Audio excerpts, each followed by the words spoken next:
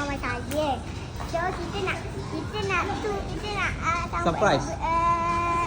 Surprise lah. Sambut happy birthday mama kita. Sambut happy birthday mama kita. Happy birthday mama kita. Jom guys, cek sana.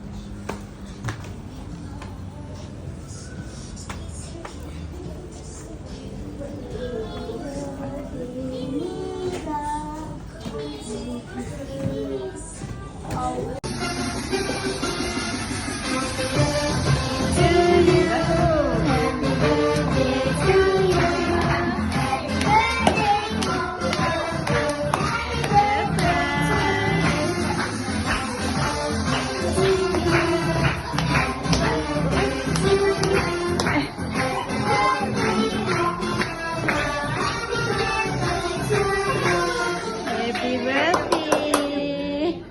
Birthday ke berapa ni? Ke rahsia?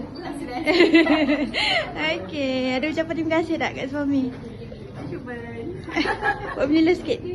Okey.